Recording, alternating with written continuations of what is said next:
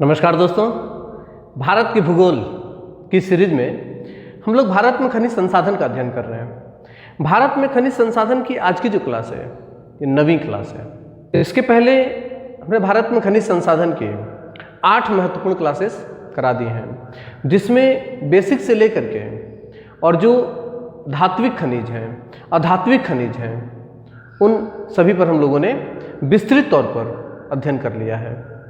यदि आपने वो क्लास नहीं देखी है तो परीक्षा की दृष्टि से बहुत महत्वपूर्ण क्लासेस हैं, आप उसे ज़रूर देख लें। भारत में खनिज संसाधन की सबसे महत्वपूर्ण खनिज जो है वो ईंधन खनिज होता है, परीक्षा की दृष्टि से भी और खनिज के अध्ययन की दृष्टि से भी। ईंधन खनिज एक बहुत महत्वपूर्ण खनिज के अंतर्गत आता है। ईंधन खनिज में मुख्यतः कोयला, पेट्रोलियम और प्राकृतिक गैस ये आते हैं। इसके अलावा जो परमाणविक ऊर्जा है अर्थात आणविक ऊर्जा है, ये भी ईंधन खनिज के अंतर्गत ही आता है। लेकिन हम लोग जो आणविक ऊर्जा है अर्थात जो परमाणविक ऊर्जा है, इसका अध्ययन हम लोग आगे करेंगे।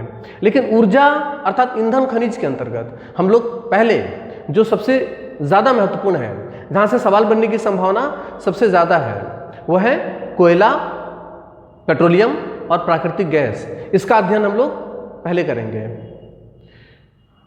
इसमें आज की क्लास में हम लोग मुख्यतः कोयला का अध्ययन करेंगे।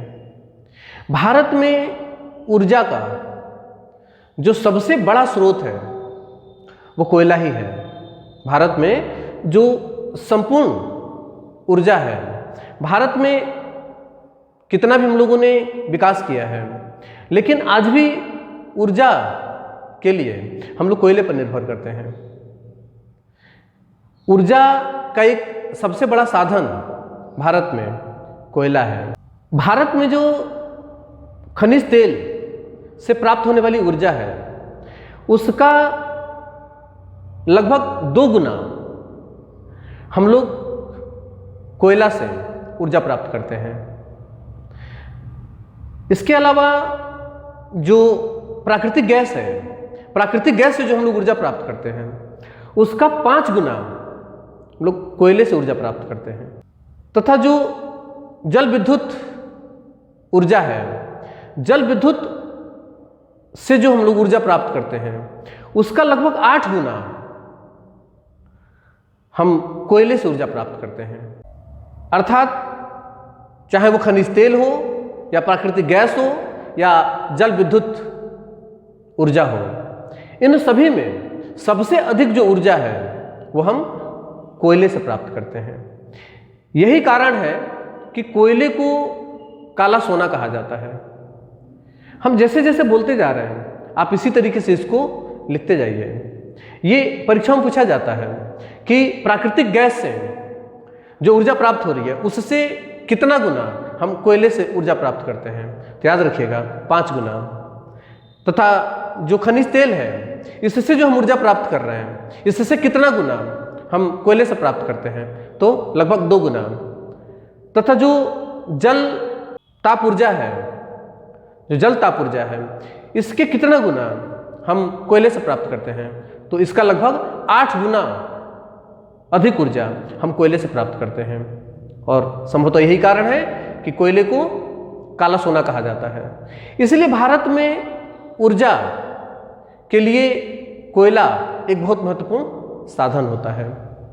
लेकिन कोयले का संचित भंडार है, ये समाप्त हो जाएगा, लेकिन घबराने की आवश्यकता नहीं है, क्योंकि जैसे जैसे हम विकसित होते हैं, ऊर्जा का कभी क्षय नहीं होता है। ऊर्जा अपना रूप परिवर्तित करता है। अर्थात ब्रह्मांड में ऊर्जा को ना ही निर्मित किया जा सकता है और ना ही उसे समाप्त किया जा सकता है। ऊर्जा परिवर्तित होता रहता है, इसलिए बस इसे ढूंढने की आवश्यकता है, ऊर्जा हमें प्राप्त हो जाएगा। ठीक है, जैसे कि अगर हम मुगल काल की बात करें या उसके पहले का जो ऐतिहासिक काल रहा है, उसमें हमें ऊर्जा कोयले के बारे में, उसमें हमें कोयले के बारे में नहीं पता था। तो उस समय ऊर्जा का कोई साधन नहीं हुआ करता था कोयला।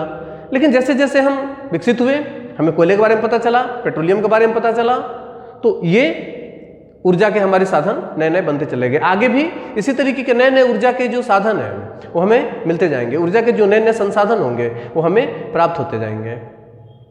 लगभग जो भी इसका संचित भंडार है सतह के नीचे, वो वैज्ञानिकों के अनुसार जो अनुमानतः 2050 तक ये समाप्त हो जाएगा। इसके बाद हम ऊर्जा के जो अन्य साधन हैं उसकी खोज करेंगे और वैज्ञानिक लगातार इस पर काम कर रहे हैं। आजकल या जो वर्तमान समय चल रहा है ये सोलर एनर्जी का युग चल रहा है, अर्थात सबसे अधिक जो प्रेरणा दी जा रही है या सबसे ज़्यादा जो लोगों को मोटिवेट किया जा रहा है कि वो ऊर्जा के लिए सोलर एनर्जी पर निर्भर हो। धीरे धीरे सभी चीज़ें सोलर एनर्जी की तरफ अग्रसर हो रहा है। ठीक है, तो कोयला फिलहाल आज की दृष्टि से एक महत्वपूर्ण संसाधन है, एक महत्वपूर्ण ईंधन खनिज है। ठीक है, आपकी सुविधा की दृष्टि से मैंने कोयले में बनने वाली जो महत्वपूर्ण चीज़ें हैं वो हमने यहाँ पर नोट कर दिया है। कोयले से बनने वाला जो सबसे महत्वपूर्ण और सबसे ज़्यादा जो ज़रूरी परीक्षा की दृष्टि से सवाल बनते हैं वो बनते हैं मैप से, अर्थात स्थानों से। कोयला कहाँ प्राप्त किया जाता है, कितने प्रकार के कोयला होते हैं, कौन सा कोयला किस जगह से प्राप्त हो रहा है। तो यहाँ से बहुत बेहतरीन आंकड़े निकल करके आते हैं और परीक्षा की दृष्टि से सबसे महत्वपूर्ण इन्हीं स्थानों से सवाल बनते हैं। इसलिए मेरे साथ साथ कोयले से संबंधित और पेट्रोलियम से संबंधित जो क्लास होगी वो बहुत महत्वपूर्ण होगी। और मेरा दावा है कि जिस तरीके से और जिस स्पष्टता के साथ और जिस सटीकता के साथ और जिस संपूर्णता के साथ मैं कोयला कराऊंगा या ईंधन खनिज कराऊंगा, मुझे पूरा विश्वास है और मेरा दावा भी है कि अन्यथा इसके अलावा कहीं भी आपको इस तरीके से कंटेंट नहीं मिलने वाला है। इसलिए मेरे साथ धैर्यपूर्वक सहज होकर के मेरे साथ ईंधन खनिज का आप लोग अध्ययन करिए। आप पाएंगे कि जब ईंधन खनिज हम संपूर्ण कर लेंगे तो खनिज और ईंधन खनिज से बनने वाला कोई भी सवाल आप देखेंगे आपकी परीक्षा से बाहर नहीं जाएगा और ना ही आप उसे छोड़ के आएंगे। ठीक है, आइए पहले कुछ हम लोग बेसिक बात करते हैं। कोयला कैसे बनता है या कोयला कैसे बना। मैंने बताया कि ऊर्जा कभी भी समाप्त नहीं होता है, ऊर्जा अपना रूप परिवर्तित कर देता है, ऊर्जा अपना रूप परिवर्तित कर देता है। तो प्राचीन काल में यानी कि गोंडवाना की चट्टानें जब निर्मित हुई, लगभग कार्बनिक फेरस युग में गोंडवाना का जब विखंडन हुआ, जुरेसिक युग और मुख्यतः कार्बनिक फेरस युग, तो मुख्यतः जुरेसिक युग में आप देखेंगे कि बहुत मोटी मोटी और ऊंचे ऊंचे पेड़ हुआ करते थे, अर्थात वनस्पतियों का जो आकार हुआ करता था जुरेसिक युग में और कार्बनिक फेरस युग में, वो किस तरीके से काफ़ी मोटे। अवतार मूवी आप देखिएगा, हॉलीवुड की अवतार मूवी, उसमें दिखाया गया है बहुत मोटे मोटे और ऊंचे ऊंचे पेड़। तो वनस्पतियों का जो आकार था वो बहुत मोटे मोटे और ऊंचे ऊंचे हुआ करते थे। भौगोलिक परिवर्तनों के साथ वो पेड़ भूतल के नीचे चले गए, अर्थात सतह के नीचे चले गए और उनका संपर्क ऑक्सीजन से छूट गया। ऑक्सीजन किसी भी चीज का क्षय करने के लिए, अर्थात उसको समाप्त करने के लिए अनिवार्य चीज होती है।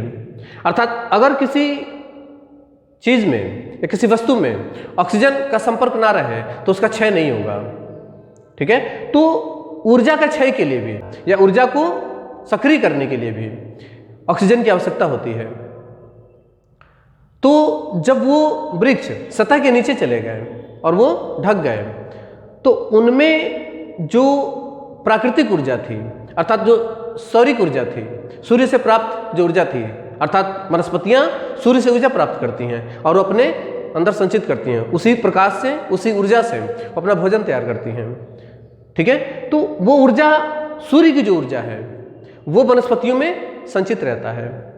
जो सूर्य की ऊर्जा है वो वनस्पतियों में संचित रहता है और चूंकि वो जब सतह के नीचे चले गए और जब उस ऊर्जा का क्षय नहीं हुआ तो उसने अपना रूप परिवर्तित कर दिया, उसने अपना रूप बदल करके और वो कोयले में परिवर्तित हो गया, वो पत्थर के आकार का हो गया, पत्थर की तरह से हो गया और वो अपना रूप बदल करके कोयले में परिवर्तित हो जाता है। आप देखेंगे कोयले का एक छोटा सा टुकड़ा आप निकाल के उसे जलाएंगे, वो घंटों जलेगा। वो कौन सी ऊर्जा है? वो जुरेसिक युग में सूर्य से प्राप्त की गई ऊर्जा जो उस वनस्पति के अंदर संचित हो गया है, वही बाहर निकल रहा है। जब उसे जलाते हैं तो वही ऊर्जा उस समय बाहर निकलता है। तो ऊर्जा अपना बस रूप बदल देता है। तो वही ऊर्जा यानी कि सूर्य से प्राप्त होने वाली जो ऊर्जा है, वनस्पतियों ने उसे संचित किया और वो सतह के चूंकि नीचे चली गई, जिससे उन ऊर्जा का क्षय नहीं हो पाया, और क्षय नहीं होने के कारण उसने अपना रूप परिवर्तित कर दिया और वही कठोर चट्टानों में तब्दील हो गया, बदल गया। उसी को हम कोयला कहते हैं। तो कोयले का निर्माण इस तरीके से होता है। ठीक है, ये एक महत्वपूर्ण पॉइंट है। मुझे उम्मीद है आपको ये समझ में आया होगा। अगर आपको समझ में नहीं आया होगा तो एक बार फिर से इसको पीछे करके और एक बार आप इसे ठीक से समझ लीजिएगा कोयले का निर्माण किस प्रकार से होता है। वैसे जब हम लोग पर्यावरण एवं पारिस्थितिकी तंत्र पढ़ेंगे, बहुत जल्द पढ़ने वाले हैं, तो पर्यावरण और पारिस्थितिकी तंत्र में भी हम लोग इन सभी चीज़ों पर विस्तृत तौर पर चर्चा करेंगे कि ऊर्जा का किस तरीके से संचार होता है, किस रूप में, कब वो परिवर्तित होता है। इस पर हम लोग पर्यावरण परिस्थितिकी या पोषण में जब हम लोग आएंगे तो उस पर यहाँ पर मुख्यतः चर्चा करेंगे। आइए एक बार सरसरी निगाह से कुछ महत्वपूर्ण चीजें देख लेते हैं। ठीक है ना, कोयले से संबंधित। कोयला देश में ऊर्जा का प्रमुख स्रोत है। ठीक है ना, देश में ऊर्जा का प्रमुख स्रोत है। इसके अगर हम कुल भंडारण की बात करें देश में, तो देश में वर्तमान कोयले का जो भंडार है वो 285 अरब टन है। 285 अरब टन है। वैज्ञानिकों का मत है कि लगभग 2050 तक ये समाप्त हो जाएगा। इसका 77% ताप विद्युत गृहों में, 77% ताप विद्युत गृहों में, बहुत ध्यानपूर्वक इस चीज को समझिएगा। इसका यानी कि कोयले से प्राप्त होने वाली जो ऊर्जा है, यहां पर हम इसकी बात कर रहे हैं, कोयले से प्राप्त होने वाली जो ऊर्जा है उसका 77% भाग जो है वो ताप विद्युत गृहों में उसका उपयोग किया जाता है। इसके अलावा जो 67% भाग व्यावसायिक ऊर्जा के रूप में प्रयोग किया जाता है। ठीक है, देश में समस्त कोयले का जो भंडार है हमने मैप में यहां पर भरा है बहुत बेहतर तरीके से। कुछ आज समझेंगे, कुछ हम लोग कल की क्लास में समझेंगे। तो ये जो भरा गया है इसे आप देख रहे होंगे कि 2 रंग में भरा है। तो देश में जो समस्त कोयले का भंडार है उसे 2 वर्गों में बांटा गया है। एक गोंडवाना क्रम का कोयला, ठीक है ना, अर्थात वो कोयला जो गोंडवाना क्रम की चट्टानों में पाया जाता है उसे गोंडवाना क्रम का कोयला कहा जाता है। भारत में सबसे अधिक गोंडवाना क्रम का कोयला है, अर्थात भारत में जो कुल कोयला प्राप्त किया जा रहा है उसका 98% कोयला जो है वो गोंडवाना क्रम का कोयला है। प्रत्येक पॉइंट जैसे जैसे हम बोलते जा रहे हैं वैसे वैसे आप लिखते जाइएगा, क्योंकि यहाँ पर आंकड़े आपको बहुत कंफ्यूज करेंगे। अगर आंकड़े आपके सही नहीं हैं तो आप ठीक नहीं कर पाएंगे। कोयले से बनने वाला सवाल आप जरूर गलत करके आएंगे। इसलिए ध्यानपूर्वक मेरी बात एक एक ठीक से सुनिए और उसे उसी तरीके से नोट करते जाइए, क्योंकि आप देखेंगे अभी बहुत सारे आंकड़े किस तरीके से बदलेंगे। ठीक है ना, तो भारत में जो समस्त कोयले का भंडार है, यानी कि जो भारत में कुल कोयला पाया जा रहा है वो 2 प्रकार की चट्टानों में पाया जाता है। उसी चट्टानों के नाम के आधार पर इसके 2 अलग अलग नाम रखे गए हैं। एक है गोंडवाना क्रम की चट्टान। तो जो गोंडवाना क्रम की चट्टान है उसमें जो कोयला पाया जाता है वो उसे गोंडवाना क्रम की चट्टानों में प्राप्त होने वाला कोयला अर्थात गोंडवाना क्रम का कोयला कहा जाता है। ठीक है, ये भारत में जो कुल कोयला प्राप्त हो रहा है उसका 98% कोयला गोंडवाना क्रम का कोयला है। जो 98% कोयला है वो गोंडवाना क्रम का कोयला है। और जो 2% कोयला है वो टर्शियरी युग में जो टर्शियरी क्रम की चट्टानें बनी थी। तो टर्शियरी क्रम की जो चट्टानें हैं उससे प्राप्त होने वाला कोयला जो है उसे टर्शियरी क्रम की चट्टानों में प्राप्त होने वाला कोयला अर्थात टर्शियरी क्रम का कोयला कहते हैं। ये भारत में जो कुल कोयला होता है उसका कितना है 2%। अभी बताया था मैंने, इसका कुल 2%। तो तात्पर्य यह हुआ कि भारत में गोंडवाना क्रम का कोयला 98% और टर्शियरी क्रम का कोयला 2% होता है। आंकड़ों में यहीं से दिक्कत आती है कि भारत में किन किन स्थानों में टर्शियरी क्रम का कोयला पाया जाता है। और भारत के किन किन स्थानों में गोंडवाना क्रम का कोयला पाया जाता है। फिर कोयलों के 4 प्रकार होते हैं, कोयलों के 4 प्रकार होते हैं। तो कोयलों के प्रकार के आधार पर इनमें कौन सा प्रकार का कोयला किस स्थान पर पाया जा रहा है, यहां से सवाल बेहतर बनते हैं। ठीक है, सबसे बेहतरीन कोयला, सबसे उत्तम किस्म का कोयला कौन सा होता है, इस पर भी हम लोग आगे की क्लास में बात करेंगे। इसके अलावा कोकिंग के आधार पर, कोकिंग अर्थात उसमें कार्बन की जो मात्रा होती है उसके आधार पर भी कोयला 2 प्रकार के होते हैं।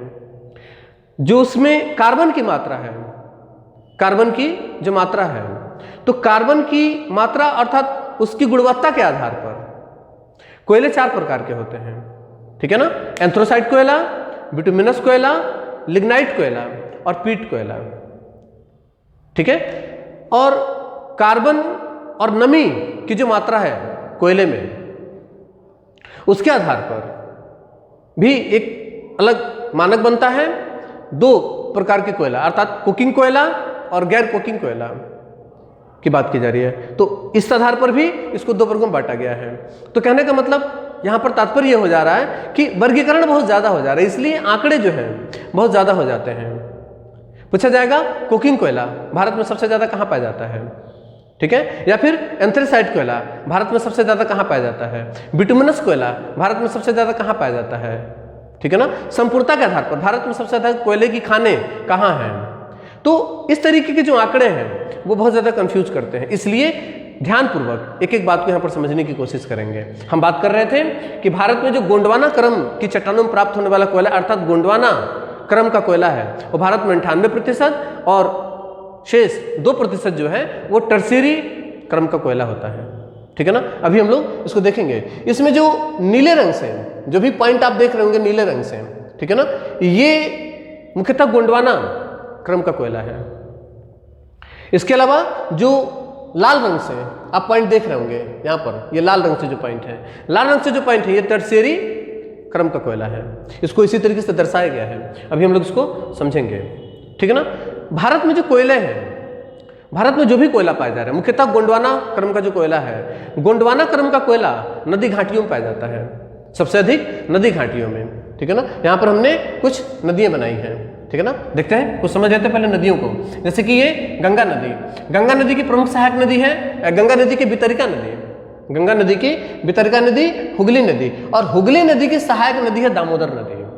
हुगली नदी की सहायक नदी है दामोदर नदी। छोटा नागपुर पठार, छोटा नागपुर पठार को भारत का रूर प्रदेश कहा जाता है, और छोटा नागपुर पठार के अंतर्गत ये तमाम क्षेत्र आते हैं। ये प्रमुख नदियां अर्थात दामोदर, ब्राह्मणी नदी, ये तो छोटा नागपुर के अंतर्गत आते हैं, और महानदी दंडकारण्य के पठार से निकल रही है। तो मुख्यतः ये जो छोटा नागपुर पठार का क्षेत्र है ये भारत का रूर प्रदेश है, भारत का औद्योगिक हृदय है। तो यहाँ पे सबसे अधिक कोयला प्राप्त किया जाता है, यही कारण है कि इसे भारत का रूर प्रदेश कहा जाता है, इसे भारत का औद्योगिक हृदय कहा जाता है। ठीक है ना, तो ये दामोदर नदी है, तो इसे दामोदर नदी घाटी, दामोदर नदी घाटी कोयला क्षेत्र कहते हैं, इसे दामोदर नदी घाटी कोयला क्षेत्र।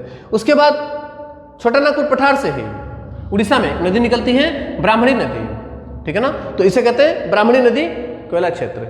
उसके बाद ये महानदी दंडकारण्य के पठार से निकल करके यह है महानदी, तो इसको कहते हैं महानदी घाटी कोयला क्षेत्र। इसके अलावा ये गोदावरी नदी अर्थात दक्षिण भारत में जो नदियां हैं, दक्षिण भारत में जो नदियां हैं, इन नदी घाटियों में मुख्यतः कोयला पाया जाता है, नदी घाटियों में मुख्यतः कोयला पाया जाता है। तो भारत में जो कोयला है मुख्यतः गोंडवाना क्रम का जो कोयला है, गोंडवाना क्रम का कोयला मुख्यतः भारत में नदी घाटियों में पाया जाता है। ठीक है, गोंडवाना जो कोयला है, गोंडवाना कोयला मैंने बताया जो नीले पॉइंट में आपको दिखाई दे रहे हैं ये सभी गोंडवाना क्रम के कोयला है। तो गोंडवाना कोयला बिटुमिनस प्रकार का कोयला होता है, ये कोयले का दूसरा प्रकार है। मैंने बताया कोयले 4 प्रकार के होते हैं, सबसे उत्तम जो प्रकार होता है कोयले का वो एंथ्रेसाइट होता है, जो दूसरे श्रेणी का अर्थात गुणवत्ता के आधार पर जो दूसरे स्थान पर आता है उसे बिटुमिनस कोयला कहा जाता है। भारत में सबसे अधिक जो है वो बिटुमिनस प्रकार का कोयला पाया जाता है, एंथ्रेसाइट बहुत कम पाया जाता है। एंथ्रेसाइट सिर्फ कारगिल वाले क्षेत्र में, यहाँ ठीक है ना, कारगिल वाले क्षेत्र में यहाँ पर एंथ्रेसाइट कोयला पाया जाता है, बाकी शेष जो है भारत में बिटुमिनस प्रकार का कोयला पाया जाता है। भारत में सबसे अधिक बिटुमिनस प्रकार का कोयला पाया जाता है। तो गोंडवाना कोयला जो है वो बिटुमिनस प्रकार का कोयला है। ये छोटा नागपुर पठार मुख्यतः 4 राज्यों में, छोटा नागपुर पठार का विस्तार जो हुआ है वो 4 राज्यों में हुआ है, ठीक है ना। आप देखेंगे ये वाला जो क्षेत्र है छोटा नागपुर पठार का क्षेत्र है, तो यहाँ पर पश्चिम बंगाल, झारखंड, उड़ीसा और छत्तीसगढ़, ठीक है ना। तो पश्चिम बंगाल, झारखंड, उड़ीसा और छत्तीसगढ़, इन 4 राज्यों में, देखिए झारखंड, उड़ीसा, छत्तीसगढ़, पश्चिम बंगाल, इन 4 राज्यों में मुख्यतः बिटुमिनस प्रकार का कोयला पाया जाता है जो कि गोंडवाना क्रम का कोयला है। इसके अलावा जो टर्शियरी कोयला है वो मुख्यतः एंथ्रेसाइट जो कोयले का सर्वोत्तम किस्म होता है, गुणवत्ता के आधार पर सबसे जो बेहतरीन कोयला है वो एंथ्रेसाइट कोयला होता है। मुख्यतः कहाँ पाया जाता है? कारगिल क्षेत्र में पाया जाता है, कश्मीर के कारगिल क्षेत्र में पाया जाता है। लिखा होगा कि टर्शियरी कोयला एंथ्रेसाइट प्रकार का कोयला है, मुख्यतः कश्मीर के कारगिल क्षेत्र में पाया जाता है, ठीक है ना। कोयले उत्पादन में भारत का तीसरा स्थान है।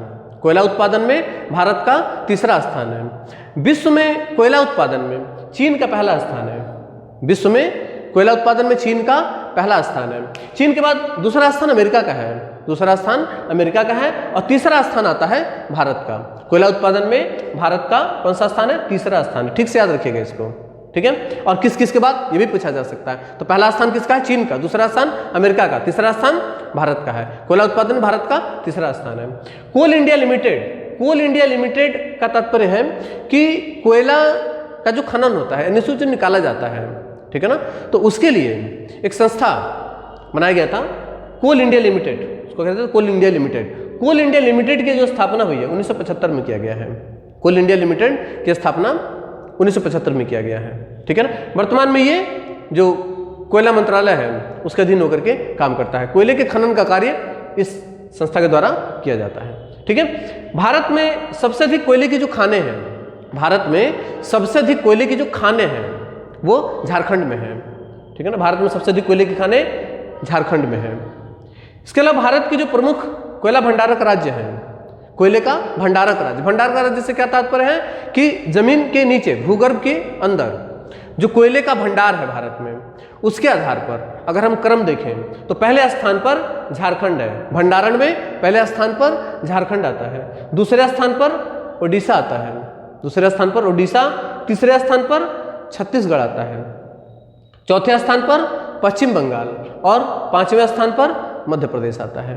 ये भंडारण के आधार पर है, लेकिन उत्पादन जो है, उत्पादन के आधार पर आंकड़े बदल जाते हैं और ये हर कुछ वर्ष बाद बदल जाते हैं, ठीक है ना। अर्थात वर्तमान में जो हमने लिखा है ये वर्तमान का है, इसके पहले कुछ और रहा होगा और इसके बाद भी कुछ और हो जाएगा। अर्थात कोई राज्य कोयले को कितना निकाल रहा है ये उसके आधार पर होता है, अर्थात उसका उत्पादन हो रहा है उसके आधार पर। तो कभी कोई राज्य पहले स्थान पर आ सकता है, कभी ये आंकड़े बदलते रहते हैं। इसलिए परीक्षा जब नजदीक हो तो उस समय एक बार ये आंकड़ा जरूर चेक कर लेना चाहिए कि वर्तमान में कोयला उत्पादन में कौन सा राज्य प्रथम स्थान पर आता है, ठीक है ना। तो वर्तमान की अगर हम बात करें, आज की बात करें तो आज की दृष्टि से ये मैंने आंकड़े लिखे हैं कि उत्पादन में पहले स्थान पर वर्तमान में छत्तीसगढ़ आता है। अर्थात भारत में जो कुल कोयले का उत्पादन हो रहा है उसका 20.7% कोयले का उत्पादन, 20.7% कोयले का उत्पादन छत्तीसगढ़ करता है। इसके अलावा 20% ओडिशा करता है, दूसरे स्थान पर आता है। तीसरे स्थान पर झारखंड आता है 19.5% के साथ, 19.5% के साथ झारखंड आता है। उसके बाद चौथे स्थान पर मध्य प्रदेश आता है 14.4% के साथ, 14.4% के साथ मध्य प्रदेश। और इसके अलावा आंध्र प्रदेश 9% खनन के साथ आंध्र प्रदेश 5वें नंबर पर आता है, ठीक है ना। ये उत्पादन है, ये आंकड़े बदल सकते हैं, ये आंकड़े बदल सकते हैं। इसलिए जिस समय परीक्षा नजदीक हो, आप किसी परीक्षा को अगर देने जा रहे हैं तो उस समय ये आंकड़े एक बार आपको चेक करना होता है, ठीक है। फिलहाल तो बहुत समय से यही है। तो ये रहा आपका जो भी इसके महत्वपूर्ण है। इसके अलावा हम लोग बात करेंगे कोयले के जो क्षेत्र हैं, कोयले के जो क्षेत्र हैं। अब यहाँ से जैसे जैसे हम बोलते जा रहे हैं आप उसी तरीके से उसको लिख लीजिएगा। हमें कमेंट में कुछ छात्रों ने बताया है कि मैं स्क्रीनशॉट लेने के लिए समय नहीं दे पाता हूँ, ठीक है, मैं बोलता हूं आप उसको उसी तरीके से लिख लिया करिए। लेकिन अब मैं इस बात का विशेष ध्यान रखूंगा, इसके पहले की जो क्लासें हो चुकी हैं उसमें तो जब हम मूव करते हैं, यानी कभी इधर आते हैं तो आप इधर का स्क्रीनशॉट ले लीजिए, और जब हम इधर आते हैं तो आप इधर का स्क्रीनशॉट ले लीजिए। इस तरीके से आप पहले जो क्लासेज हो चुकी हैं उसका स्क्रीनशॉट तो आप इस तरीके से ले सकते हैं। लेकिन आगे आने वाली जो क्लासेज हैं उसमें हम आपको एक समय, पूरी क्लास में कोई भी एक समय हम ऐसा जरूर देंगे कि आप स्क्रीनशॉट उसका ले सकते हैं। जैसे कि अभी इस समय की अगर हम बात करें तो मैं हट जाता हूं, आप इसका स्क्रीनशॉट इसी तरीके से ले सकते हैं। ठीक है, आपने स्क्रीनशॉट ले लिया होगा। आइए हम लोग बात करते हैं कि भारत में जो कोयले के क्षेत्र हैं उन पर बात करते हैं कि भारत में कौन कौन से कोयले के क्षेत्र हैं। मैंने अभी बताया था कि भारत के जो प्रमुख कोयला क्षेत्र है, भारत के जो प्रमुख कोयला क्षेत्र है, इसे 2 वर्गों में वर्गीकृत किया गया है, उसे 2 वर्गों में बांटा गया है। ठीक है, पहला है गोंडवाना कोयला क्षेत्र, पहला है गोंडवाना कोयला क्षेत्र और दूसरा है टर्शियरी कोयला क्षेत्र। गोंडवाना कोयला क्षेत्र, अब यहां से हेडिंग बना लेंगे, पहला हेडिंग बनाएंगे कि भारत में प्रमुख कोयला क्षेत्र, लिखेंगे कि भारत में कोयला क्षेत्र को 2 वर्गों में बांटा गया है। पहला गोंडवाना कोयला क्षेत्र 98%, अर्थात भारत में जो कुल कोयला प्राप्त होता है उसका 98% कोयला गोंडवाना क्रम का कोयला है।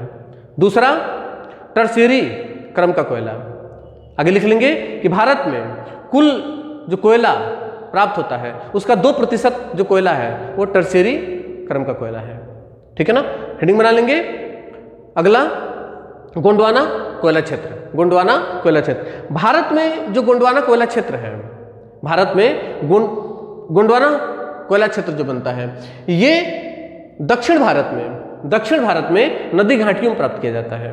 आप इसे इसी तरीके से लिख लीजिएगा कि गोंडवाना कोयला क्षेत्र भारत में, दक्षिण भारत में नदी घाटियों में प्राप्त होता है। नदी घाटियों के आधार पर ही भारत में गोंडवाना क्रम का जो कोयला है हम प्राप्त करते हैं। ठीक है, तो नदी घाटियों के आधार पर ही आप हेडिंग बनाते जाएंगे और उन क्षेत्रों को हम देखते जाएंगे। पहला है, लिखेंगे, हेडिंग डाल देंगे, दामोदर नदी घाटी, दामोदर नदी घाटी कोयला क्षेत्र, दामोदर नदी घाटी कोयला क्षेत्र। आइए देखते हैं दामोदर नदी घाटी, ये दामोदर नदी है, ये गंगा और ये हुगली, गंगा की वितरिका नदी हुगली और हुगली की सहायक नदी है दामोदर नदी। छोटा नागपुर पठार से निकलती है और पश्चिम बंगाल में हुगली में मिल जाती है। इस नदी को कहते हैं दामोदर नदी। दामोदर नदी का जो विस्तार हुआ है, दामोदर नदी का, ये मुख्यतः झारखंड में और पश्चिम बंगाल, झारखंड और पश्चिम बंगाल में इसका विस्तार होता है। इसका जो प्रवाह है झारखंड और, तो इसकी जो घाटी बनती है वो झारखंड में और पश्चिम बंगाल में बनती है। ठीक है ना, तो दामोदर नदी घाटी में इसके जो क्षेत्र बनते हैं तो लिख लेंगे दामोदर नदी घाटी कोयला क्षेत्र। दामोदर नदी घाटी कोयला क्षेत्र में पश्चिम बंगाल में यहाँ पे आप देख पा रहे होंगे इस स्थान पे रानीगंज कोयला क्षेत्र है। रानीगंज कोयला क्षेत्र कहाँ है? दामोदर नदी घाटी कोयला क्षेत्र के अंतर्गत आता है। आप हेडिंग पे हेडिंग बनाते जाएंगे ठीक तरीके से देख करके। पहला हेडिंग गोंडवाना कोयला क्षेत्र। गोंडवाना कोयला क्षेत्र दक्षिण भारत में नदी घाटियों में प्राप्त किया जाता है। ठीक है, इतना लिखेंगे। अगला दामोदर नदी घाटी कोयला क्षेत्र, अगले लिखेंगे दामोदर नदी घाटी कोयला क्षेत्र। तो दामोदर नदी घाटी कोयला क्षेत्र के अंतर्गत कौन कौन से क्षेत्र आते हैं? पहला रानीगंज कोयला क्षेत्र, पश्चिम बंगाल, स्थान भी लिखते जाएंगे। रानीगंज कोयला क्षेत्र यह देश का सबसे बड़ा कोयला क्षेत्र है, देश का सबसे बड़ा कोयला क्षेत्र है। अर्थात पूरे भारत में जो कोयला हो रहा है उसका 35% कोयला यहां से प्राप्त किया जाता है, रानीगंज से, पश्चिम बंगाल में, रानीगंज से। तो ये एक बहुत महत्वपूर्ण पॉइंट बनता है कि देश का सबसे महत्वपूर्ण अर्थात बड़ा जो कोयला क्षेत्र है वो रानीगंज कोयला क्षेत्र। यहाँ से देश का कुल 35% कोयला प्राप्त किया जाता है। मैंने यहाँ पर लिख दिया आपकी सुविधा की दृष्टि से। ठीक है ना, तो पहला है रानीगंज कोयला क्षेत्र। इसके अलावा बाकी क्षेत्र जो है वो झारखंड के अंतर्गत आता है। ये झारखंड का क्षेत्र है। तो झारखंड में आप देखेंगे यहाँ पर मैंने लिखे हैं बोकारो कोयला क्षेत्र, हजारीबाग, बोकारो कोयला क्षेत्र हजारीबाग। यहाँ पे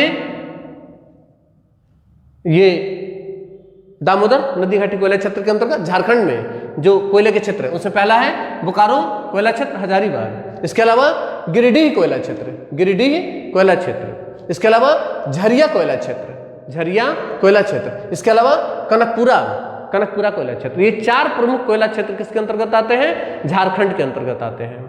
ठीक है ना। तो दामोदर नदी घाटी जो कोयला क्षेत्र है, दामोदर नदी घाटी कोयला क्षेत्र, दामोदर नदी घाटी कोयला क्षेत्र के अंतर्गत मुख्यतः 2 राज्यों में कोयला प्राप्त हो रहा है। पहला पश्चिम बंगाल रानीगंज कोयला क्षेत्र और झारखंड, झारखंड में बोकारो कोयला क्षेत्र, गिरिडीह कोयला क्षेत्र, झरिया कोयला क्षेत्र और कनकपुरा कोयला क्षेत्र। ठीक है। इनमें से भी जो झरिया कोयला क्षेत्र है ये बहुत महत्वपूर्ण है। झरिया कोयला क्षेत्र जो है ये झारखंड का सबसे बड़ा कोयला क्षेत्र है। पूछा जाता है कि झारखंड राज्य का सबसे बड़ा कोयला क्षेत्र कौन सा है, तो झारखंड राज्य का सबसे बड़ा कोयला क्षेत्र जो है वो झरिया कोयला क्षेत्र है। झरिया कोयला क्षेत्र जो है यहाँ से देश का 90% कोकिंग कोयला प्राप्त किया जाता है। देश का 90% कुकिंग कोयला। भारत में कुकिंग कोयला नहीं होता है, बहुत कम होता है। ठीक है ना। लेकिन जितना भी होता है उसका 90% सिर्फ झरिया से प्राप्त किया जाता है। कुकिंग कोयला हम लोग आगे बात करेंगे। कुकिंग कोयला कार्बन की मात्रा जिसमें सबसे ज्यादा होती है और नमी की मात्रा सबसे कम होती है। कार्बन सबसे ज्यादा, नमी सबसे कम, ऐसे कोयले को कुकिंग कोयला कहा जाता है। और कार्बन की मात्रा कम, कार्बन की मात्रा कम और नमी की मात्रा ज्यादा, नमी की मात्रा ज्यादा, ऐसा कोयला धुआं बहुत देगा, ऐसा कोयला धुआं बहुत देगा। तो ऐसे कोयले को गैर कुकिंग कोयला कहा जाता है। तो भारत में सबसे अधिक गैर कुकिंग कोयला पाया जाता है। भारत में सबसे अधिक गैर कुकिंग कोयला पाया जाता है। यही वजह है कि भारत में जो इस्पात उद्योग है, इस्पात उद्योग में कोयले की खपत होती है कोयले को गलाने के लिए। तो इस्पात उद्योग भारत में यही कारण है कि नहीं हो पाता है, क्योंकि भारत में कोयला हमें बाहर से मंगाना पड़ता है। भारत में इस्पात उद्योग में जो कुकिंग कोयला है वो हमें बाहर से, चीन से मंगाना पड़ता है, ऑस्ट्रेलिया से मंगाना पड़ता है। ठीक है। तो भारत में कुकिंग कोयला पहले तो होता नहीं है, बहुत कम मात्रा में होता है, और जितना भी होता है वो कहाँ से होता है? झरिया से होता है। ठीक है ना। जो झरिया कोयला क्षेत्र है जो कि दामोदर नदी घाटी कोयला क्षेत्र के अंतर्गत आता है, इसमें देश का 90% कुकिंग कोयला यहाँ से प्राप्त किया जाता है। ठीक है ना। तो ये रहा दामोदर नदी घाटी कोयला क्षेत्र। इसके अलावा अगला है ब्राह्मणी, हेडिंग डाल देंगे, ब्राह्मणी नदी घाटी कोयला क्षेत्र। ब्राह्मणी नदी घाटी कोयला क्षेत्र के अंतर्गत एक प्रमुख स्थान आता है उड़ीसा का तलचर। यहाँ पर है तलचर। तलचर कोयला क्षेत्र जो है ये ब्राह्मणी नदी के अंतर्गत आता है। तो हेडिंग डाल देंगे ब्राह्मणी नदी कोयला क्षेत्र, ब्राह्मणी नदी घाटी कोयला क्षेत्र। तो ब्राह्मणी नदी घाटी कोयला क्षेत्र में कोयला क्षेत्र लिखेंगे तलचर कोयला क्षेत्र उड़ीसा, सिर्फ एक ही आता है, तलचर कोयला क्षेत्र उड़ीसा। पूछा जाता है कि उड़ीसा का प्रमुख कोयला क्षेत्र कौन सा है? ठीक है ना। तो तलचर कोयला क्षेत्र। अगला सवाल बन सकता है कि तलचर कोयला क्षेत्र किस नदी घाटी के अंतर्गत आता है? तलचर कोयला क्षेत्र किस नदी घाटी के? तो तलचर कोयला क्षेत्र ब्राह्मणी नदी घाटी के अंतर्गत आता है। ठीक है ना। इसके अलावा महानदी, नीचे है महानदी। महानदी का जो उद्गम हुआ है, महानदी का उद्गम दंडकारण्य के पठार से हुआ है, तो छत्तीसगढ़ से। तो छत्तीसगढ़ और उड़ीसा, छत्तीसगढ़ और उड़ीसा में महानदी का प्रवाह होता है।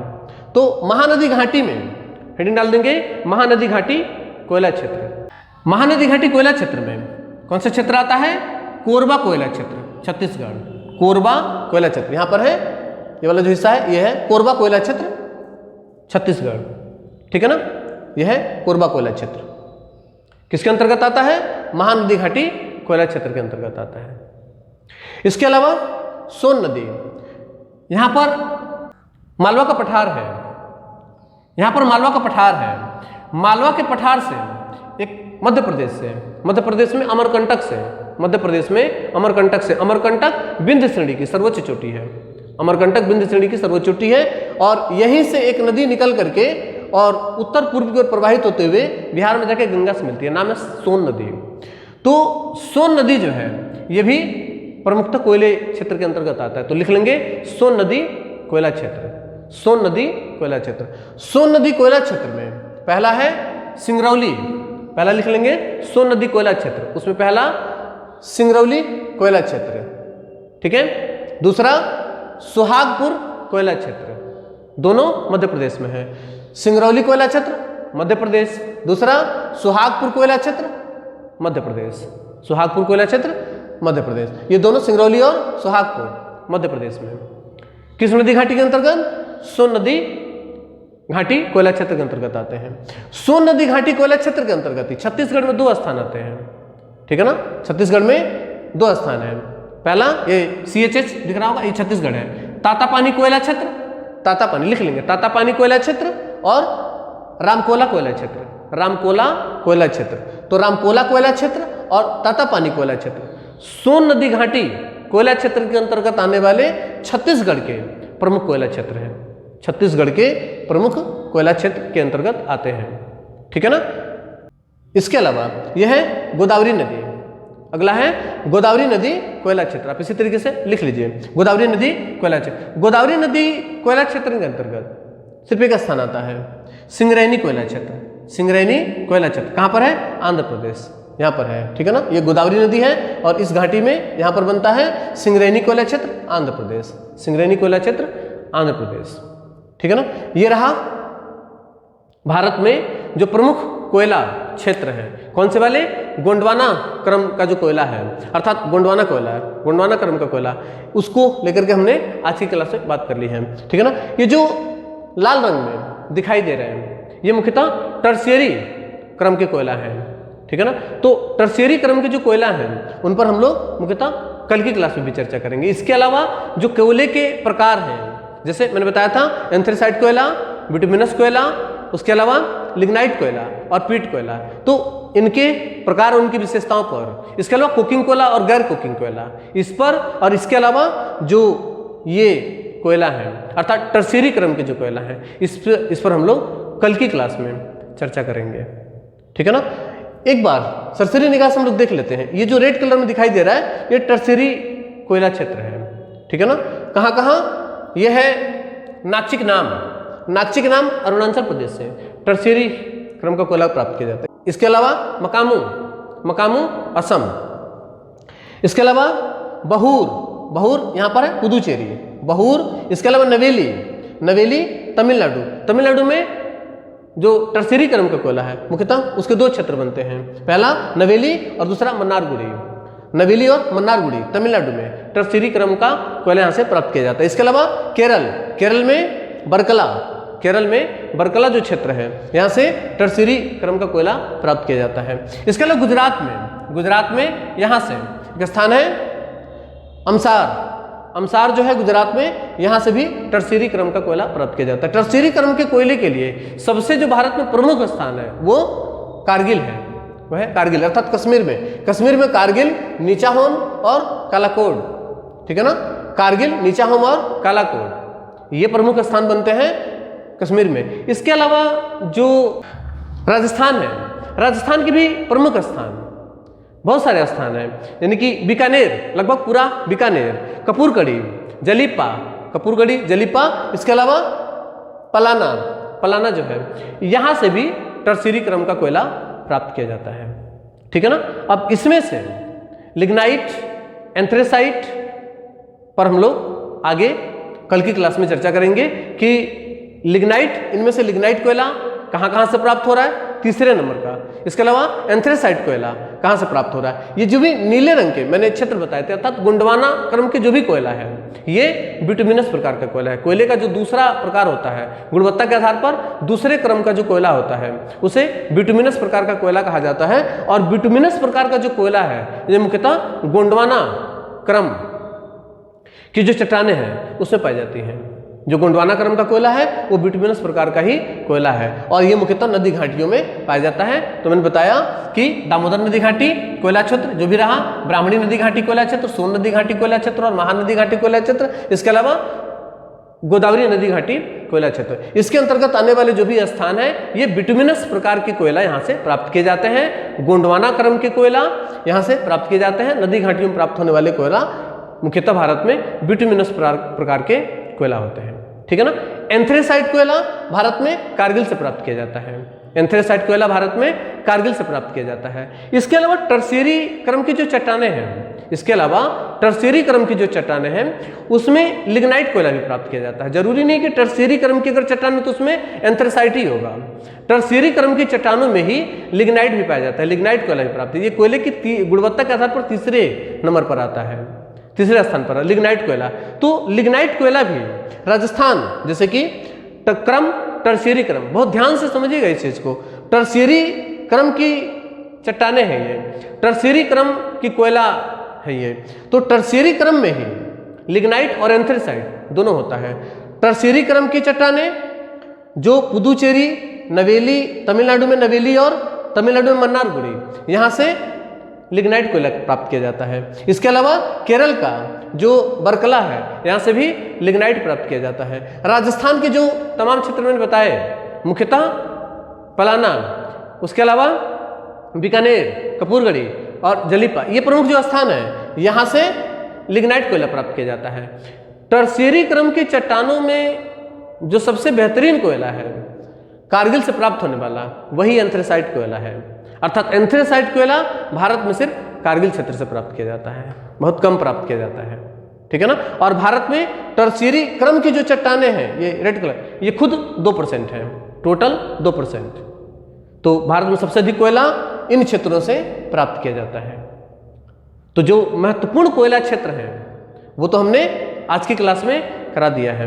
कल की क्लास में कोयले का प्रकार और इसके अलावा टर्शियरी क्रम के जो कोयले हैं, इस पर हम लोग मुख्यतः चर्चा करेंगे, ठीक है। मिलते हैं अगली क्लास में, तब तक के लिए नमस्कार, धन्यवाद, जय हिंद।